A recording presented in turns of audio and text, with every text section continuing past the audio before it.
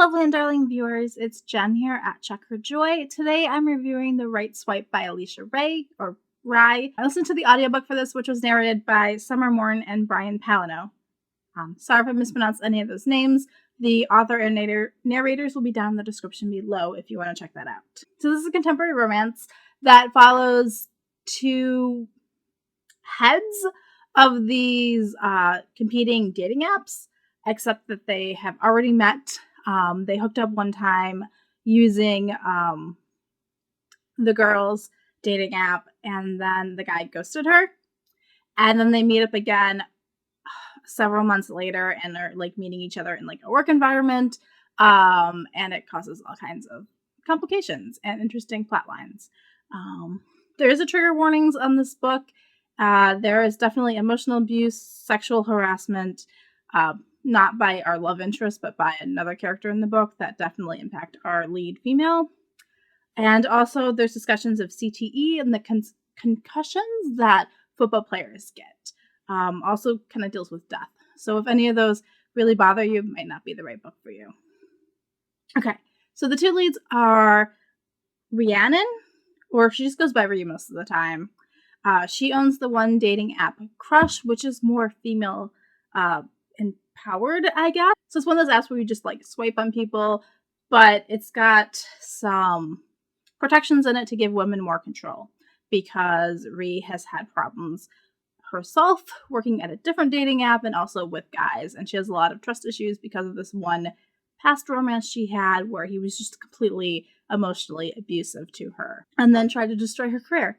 So yay exes. So Rhi is very cautious going into any new relationships. She's not looking for anything long term. She just wants these flings, and she has very strict rules about what is and isn't allowed. But when she meets Samson, the first time they meet up, it's through the dating app where she's just in town and is just like looking through and is like, he looks cute. And so the two of them meet up, and they have one like really, really amazing date. But then they set up a second one, which Rhi almost never does. But then he ghosts her, and she's pissed about this. And because she wasn't using her real name, I don't remember if he was using his real name either. But like, even though he's semi-famous, she didn't recognize him. Well, they're both kind of semi-famous, but they didn't recognize each other. So like, she's like, I'm never gonna see this guy again until they meet at a conference. And Kitty. So then they meet in a conference and end up having to work together. And then the male lead is Samson. He is a former football player.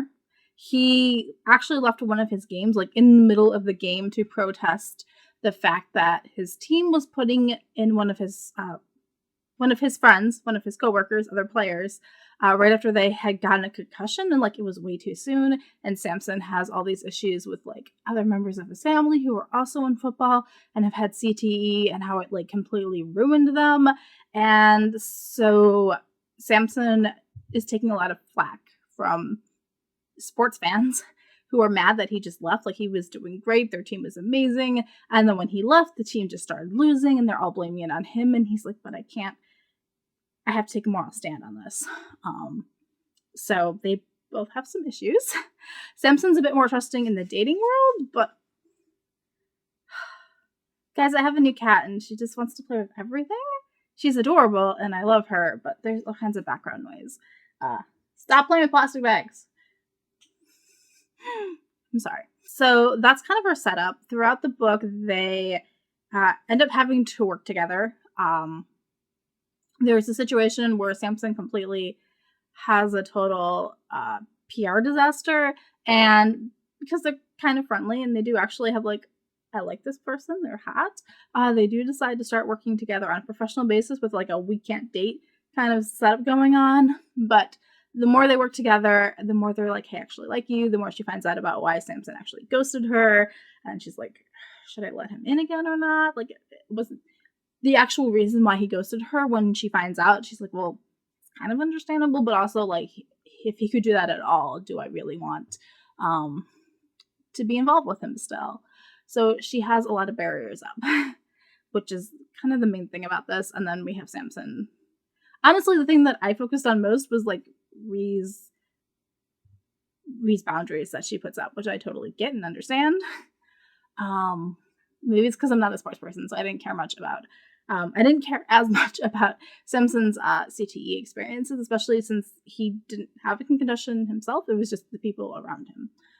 But then he also has trust issues with some of his former teammates who kind of bailed on him and then like want to hang out with him again or want his help on this like charity. And he's like, I don't really trust you. So trust issues is a major theme throughout this book. What else do people care about? In this book, it is a mixed race relationship. Rhiannon is definitely an African American woman. She deals with a lot of pressure, whether she put it on herself or just acknowledging what is going on around her, because she is a Black woman who owns her own company and she's trying to be her own CEO and like make her splash. Like she's really, really determined to succeed. And part of the plot in this book is that she's trying to acquire Matchmaker. So she works for one company called Crush, and she's trying to acquire Matchmaker, which is the company that Samson is working with. And so Rhiannon is trying to talk to the CEO of Matchmaker, who's like an older woman and thinking about maybe she doesn't want to run the company anymore when her sister, who did most of the running, has died.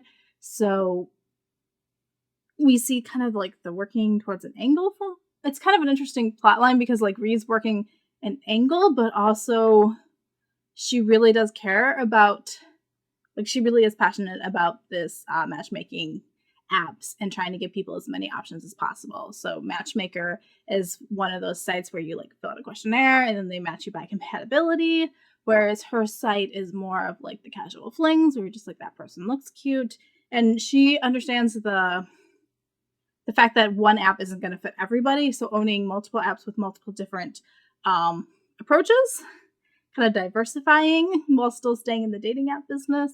That's something that she's interested in. There's also a thing with the company that she used to work for, a completely different dating app called Swipe, and how she just wants to like stick it to them. Like, you fired me, but look at how awesome I'm doing. Kind of a thing going on in it. And then Samson is at least half Samoan in his background, Pacific Islander. He talks about going back to where his mom grew up and like her town. So yeah, mixed race thing going on here. He might be mixed himself though. I can't really remember. The problem with this book is that I started reading the physical copy when the pandemic happened back in March. And then I finished it in May via audiobook because I was like, this book needs to go back to the library and I just need to finish it now. So yeah, I'm a little fuzzy on all the like setup stuff in the beginning. There's a few mentions of his Samoan background, but mostly I didn't play that much into it because he's a person of color, but he's playing football, and because of the way that we glorify sports, like he's still got status from that, if that makes sense. There is kind of a problem with this book is that there's too much going on. There's too many issues, and she tries to like dig into these really deeply. Like, let's really explore emotional abuse and the how much harassment women are under in the workplace, and like dig into that, but also dig into the CTE and the footballers. And she's also dealing with racism and like Rhea as a woman trying to own a business, all the flack she's getting for that. And it was just too much. So instead of, it felt like we were just throwing in things to be woke rather than actually dealing with them in concrete ways. Like, we're throwing them into being inspiring rather than them actually serving the plot. Like, a few of them did, but like there's so many in here. It's just like, can we just have one plot line and one issue we're dealing with and not everything? And I get that like different people have different issues and they all come into this, but when you're reading the book and it's just like so much so fast and just like too much, we need to spread it out.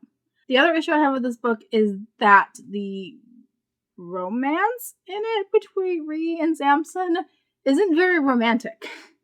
There's a lot of sex in this book, by the way. It is not a clean read at all. So much sex. And they definitely have a sexual chemistry and like an attraction to each other. And then as they're working together, they develop like a strong friendship and like a business rapport. But like, I didn't buy that they were actually romantically in love with each other. There were a couple moments where like that's kind of sweet and that's a cute date, but like nothing where I'm like, it didn't feel romantic. Like that's not why I read romance novels. So it missed the mark on why I came into this book in the first place. So my overall review of this book is to give it 3 out of 5 stars. It's definitely not a book that I really want to come back to. I'm not sure that I'm going to jump into any other books by this author. I didn't hate my time listening to this audiobook, but I also felt like as I was reading this, I was just thinking of ways that it could have been better. And I didn't ever fully get engaged into the story that like I was able to disconnect from that, like, but we could do this kind of thing. Like, if a book is really good, then I fall into it and like I forget everything else around me and like my brain kind of shuts off. And you can have all kinds of plot holes if I care about the characters or the way that it's going or like the snappy repertoire. But like this book didn't match that. So it felt like there was something missing. So it's a solid read. I didn't hate that I read it, but I'm also not madly in love with it. So like solid 3 stars. If it sounds interesting to you, you might want to check out The Right Swipe. But yeah, I'm glad I got this out of the library and didn't buy it, basically. So there is my review for The Right Swipe by Alisha Rai. Let me know in the comments below if you have read this, what you thought of it. Are there any other books that I should be reading? Are there any more romantic romances? That's what I want. I want cute, fluffy romances. They don't even... Actually, if they don't have sex in it, that's even better. Because, like, yes, there's a place for having a relationship where there's just sex and friendship, but that's not what I was looking for. So not getting that felt disappointing. Especially when they're both working on dating apps and, like, so much potential. So much potential. And it didn't deliver. So there's my review for The Right Swipe by Alisha Rai. Let me know in the comments below if you've read this. Are there any better romances that I should be checking out? Yeah. So, peace out. I love you guys, and keep reading. Bye. People love Kitty. Say hi. You gonna say hi to the video? What a cutie. No.